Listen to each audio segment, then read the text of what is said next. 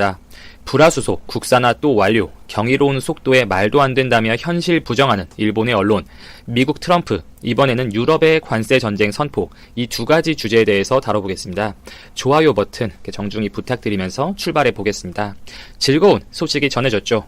이 삼성 디스플레이마저 이 불화수소 국산화 테스트를 종료하고 양산 라인에 본격 투입했다는 소식이 전해졌습니다.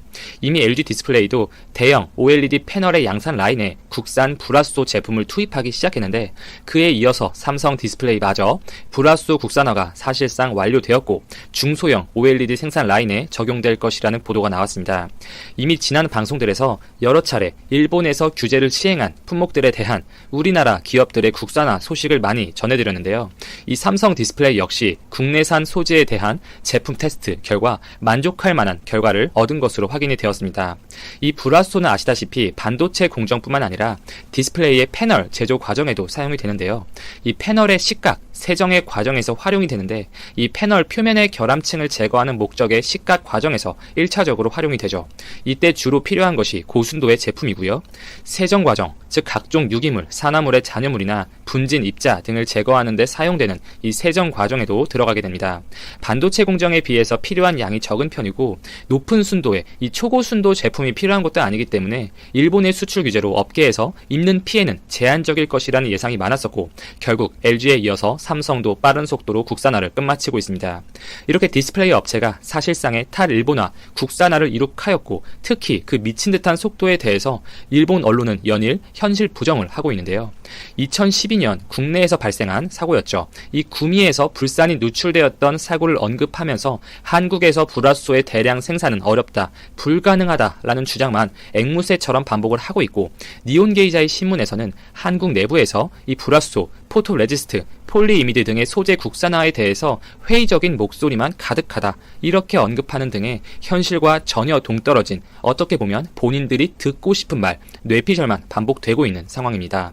다른 언론 아사히 비즈에서는 한국이 상상 이상으로 불화수소를 빨리 대체했다, 이렇게 언급하면서 다만 순도와 원가에서 분명히 문제가 있을 것이고 일본산에 미치지 못할 것이며 이 불산 누출 사고의 악몽이 다시 일어날 우려가 있다 등의 이야기를 하였습니다. 일본은 이렇게 아직도 현실 파악을 하지 못하고 있고, 일본 소재 업체들의 입장에서는 이 엄청난 속도의 소재 대체, 국산화 과정에 대해서 큰 위기감을 느낄 수밖에 없다, 이렇게 볼 수 있겠습니다. 이 반도체 쪽도 보면 SK 하이닉스가 이달부터 국산 액체 불화수소를 공정 과정에 투입할 것으로 보도가 되었죠. 램 테크놀로지에서 해당 제품을 공급받는 것으로 보도가 되었고, 이 램 테크놀로지의 액체 불화수소 공급 가능 물량은 연 7,000톤 수준으로 이렇게 파악이 되고 있습니다. SK 하이닉스가 한 해 필요한 양의 한 절반 정도의 물량의 공급이 가능할 것으로 보이고, 이미 하이닉스와 이 램 테크놀로지는 작년 말부터 어느 정도의 교감이 있어 왔고 지난달 최종 품질 테스트를 마친 상태입니다. 실제로 일본이 우리나라에 대해서 수출 규제를 단행한 지 이 3달이 다 되어가는 상황에서 그동안 총 7건의 수출 허가만 났었죠. 산업통상자원부에 따르면 폴리이미드 1건, EUV용 PR 3건, 나머지가 불화수소 건이었는데, 이 지금까지는 기체 불화수소, 이 에칭가스의 수출 허가만 나온 상태였습니다. 사실 기체 불화수소의 경우에는 아무래도 고품질을 유지하면서 보관할 수 있는 기간이 액체 불화수소에 비해서 훨씬 더 짧은 편이고, 그렇기 때문에 일본 소재 기업들의 입장에서도 이 남는 재고 처리 문제 때문에 아주 곤혹을 치르고 있었습니다. 품질을 유지할 수 있는 기간은 짧은데 일본 정부에서는 최대 공급사인 삼성과 하이닉스 측에 공급을 아예 막아버렸고, 이렇게 재고가 누적돼서 쌓이다 보니까 보관할 수 있는 공간마저 부족해져서 재고를 폐기해야 하나, 이런 이야기까지 나왔었죠. 이렇게 자국 기업들의 이해관계가 강하게 걸려있는 부분이다 보니 상대적으로 이른 시간에 이 기체 불화수소의 수출 허가는 내어줬지만 액체 불화수소는 그 경우가 다르죠. 실제로 공정 과정에서 이 액체 불화수소가 사용되는 프로세스가 훨씬 더 많은 것이 사실이고, 이 우리나라 삼성이나 하이닉스가 수출을 신청한 지 3달이 되어가고 있지만 단 한 건도 내어주지 않고 있는 일본입니다. 이렇게 어느 정도의 우려되는 상황 속에서 하이닉스가 이 국내산 제품을 양산 라인에 적용할 것이라는 뉴스는 아주 즐거운 소식, 가려운 곳을 긁어주는 소식이라고 볼 수 있겠습니다. 그 외 이제 업계 등에 따르면 이 국내 업체 SK 머터리얼즈나 솔브레인은 이 5-9 99.999%의 고순도 불화소 양산에 대한 가시적인 성과가 나오고 있는 것으로 보이는데요.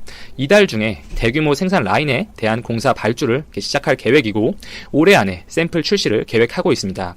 삼성 역시 일부 생산 라인에서 이미 국산 액체 불화소를 적용 중에 있으며 상대적으로 중요도가 떨어지는 덜 민감한 공정 과정에서 대체품을 사용 중인 것으로 알려져 있습니다. 이 서두에 언급드린 LG 디스플레이 역시 이들 메이저 업체들 중에서 가장 먼저 국산화를 끝냈죠. LCD뿐만 아니라 일부 OLED 공정에도 국산 제품을 사용하는 것으로 보이고 아무래도 저순도 위주의 제품을 사용해도 큰 무리가 없기 때문에 상대적으로 빠른 국산화 속도를 보여주었습니다. 자, 다음 소식은 미국이 중국과 일본에 이어서 유럽에게도 최대 25%의 사실상 징벌적인 관세를 부과하면서 미국과 유럽 간에도 이 관세 전쟁이 시작되는 것이 아닌가, 이제 그런 조짐이 보이고 있습니다. 이 WTO에서 유럽의 항공기 제조사 에어버스에 대한 보조금 분쟁에서 미국이 승리한 것에 대한 후속 조치라고 볼 수가 있는데요. 이 WTO는 유럽연합, EU가 에어버스에 대한 불법 보조금 지급을 했던 책임을 물어서 미국이 유럽의 제품에 연간 9조 원 규모의 관세를 매길 수 있도록 허가하였습니다. 이후 미 무역대표부의 멘션에 따르면 미국이 EU에서 들여오는 치즈, 올리브 등의 농산물과 일부 공산품의 25%, 항공기의 10%의 관세를 부과한다고 밝혔습니다. 트럼프는 이러한 WTO의 결정에 대해서 미국을 위한 큰 승리, 이렇게 평가를 했고 모든 나라가 오랫동안 미국을 뜯어먹고 있었다면서 불만을 토로했고 향후 어떠한 방법으로든 강경 대응하겠다, 그렇게 밝혔습니다. 이에 대해서 EU 측 역시 어느 정도 선에서 이렇게 대응을 할 것으로 보이는데요. 이 세실리아 EU 통상 담당 집행위원은 EU도 똑같은 식의 조치를 하겠다라는 멘션을 하였는데 EU 역시 미국이 이 보잉사에 대해서 보조금을 지급한 것과 관련해 WTO에 제소를 한 상황이고 내년에 그 결과가 나오면 유럽 역시 미국이 했던 방식처럼 똑같이 징벌 목적의 관세를 물릴 근거가 생기게 됩니다. 이렇게 되면 결국 미국과 유럽 간에도 무역 전쟁 국면이 발생하게 되는 것이죠. 현재 미국과 중국, 이 미중 무역 전쟁도 지금 글로벌 제조 경기에 어마어마한 악영향을 주고 있는 상황에서 도대체 글로벌 경제가 어디로 향하고 있는지 저는 모르겠습니다. 이번 달 발표되었던 미국 제조업 지수, PMI 지수가 시장 예상치보다 훨씬 못 나오면서 이 월스트리트 저널 등을 필두로 미국 내에서도 이러한 미국의 조치에 대한 비판 여론이 점점 커지고 있는데요. 이 세계 넘버원 2. 미국과 중국의 이 다툼이 격화되면서 글로벌 공급망이 큰 충격을 받고 있고 거기에 트럼프가 시작한 이 미국 우선주의, 거기에 따른 보호주의가 점점 거세지고 있습니다. 이러한 요인들이 중첩이 되어서 특히 제조업 위주의 국가들, 이 중국에 대한 포션이 큰 국가들은 너무나 힘든 시기를 보내고 있죠.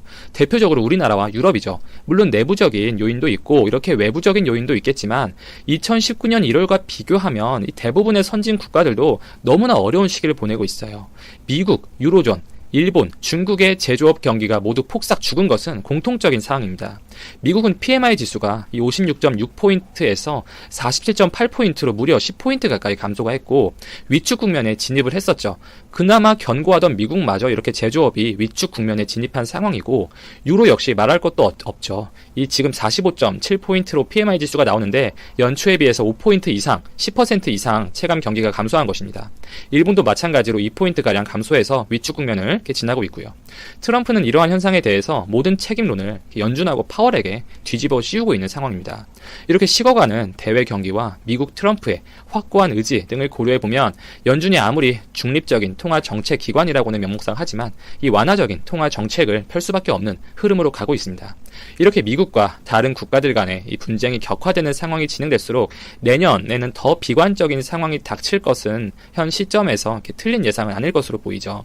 어느 정도의 좀 속도 조절이 필요한 시점이 아닌가, 이렇게 볼 수 있겠습니다. 이상 여기까지 드립니다. 바쁘시겠지만 좋아요, 알람, 구독 한 번씩 꼭 부탁드립니다. 저에게 정말 큰 힘이 됩니다. 자, 오늘의 제목, 한국 필요 없다고 발표한 일본이 한국은 해내는데 일본은 해내지 못해 사실상 일본은 안보 기생충이라는 충격적 상황. 사실상 무임승차하던 일본 자신만만하더니 국민들까지 벌벌 떠는 대혼란 추후의 사태라는 주제로 여러분들과 한번 이야기를 나누어 보도록 하겠습니다. 그렇게 한국 필요 없다면서 세계를 상대로 떵떵거리면서 자신만만하게 발표를 했던 일본이 현재 굉장히 큰 충격에 빠진 상황입니다. 한국이 일본 수출 규제 대응 카드로 지소미아 종료라는 강력한 결정을 하게 되었는데요. 실제 이 당시 일본은 한국의 지소미아 종료에 대해 굉장히 유감이다 라고 이야기했지만 그 뒤에선 앞다르고 뒤다른 모습을 보여줍니다. 일본 각종 언론에서는 한국의 지소미아 종료는 오히려 한국에게 더 치명적이며 일본은 군사 위성이 있기 때문에 오히려 한국보다 더 빠르고 그리고 더 정확하게 북한의 미사일의 발사체를 파악이 가능하다면서 일본 국민들의 불안감을 잠재우기 위해 각종 언론 플레이를 하는 모습을 보여주었습니다. 특히 독자적인 대북 첩보 능력이 있다면서 세계 언론을 통해 과시를 하는데요. 하지만 실상은 너무나 달랐습니다. 지소미아가 필요 없다던 일본이 최근 북한이 지속적으로 발사한 미사일 발사체에 대해서 수차례 감지를 실패했기 때문입니다. 실제 북한이 최근 들어 미국에게 어떤 메시지를 전하고자 하는 것인지는 저도 모르겠지만 올 5월부터 뜬금없이 새벽에 지속적으로 미사일을 발사하고 있는 상황인데요. 세계적으로 큰 이슈가 되고 있죠. 그런데 특이한 점이 하나 있습니다. 5월부터 9월까지 북한이 발사한 미사일의 종류를 봤을 때 여태까지 일본이 파악하고 있던 종류와는 전혀 다른 미사일들이 북한으로부터 발사되고 있던 겁니다. 실제 동해에서 경계작전을 펼치던 일본 이지스함과 일본에 배치된 항공 레이더가 수차례나 북한의 미사일을 놓쳤고 왜 이 미사일들을 놓쳤는지에 대해 분석 시 일본은 엄청난 충격에 휩싸이게 되는데요. 바로 최근 북한이 발사한 미사일은 신형 단거리 탄도미사일이었기 때문입니다. 이 신형 단거리 탄도미사일은 실제 일본이 두려움에 떨고 있는 러시아의 고성능 탄도미사일과 성능과 위력이 비슷하며 심지어 특히 변칙적으로 궤도를 바꾸며 날아가는 특성이 있기 때문에 실제 일본이 이 미사일을 조기 탐지 못할 경우 일본 국민들의 피난 경보 발령 및 요격 대응 실패로 이어져 매우 큰 피해를 입을 수 있게 되거든요. 하지만 이에 반해 한국은 북한의 미사일 발사에 대해 탄도, 궤적 등을 정확하게 파악한 것으로 알려졌습니다. 특히 우리나라의 경우 바로 북한 옆에서 지면 추적을 하면서 실시간으로 미사일을 추적하는 방식을 활용하고 있어 정확도가 굉장히 높은데요. 일본의 경우는 미사일이 일정 고도 올라오지 않는 이상 사실상 미사일 궤도 추적이 불가능한 상황입니다. 실제 일본은 이 점을 인지하고 지소미아 종료 발표 후에도 한국에게 도움을 요청하는 등의 행동을 했습니다. 또한 일본의 군사위성도 일본 내부에서 지금 아주 크게 이슈가 되고 있습니다.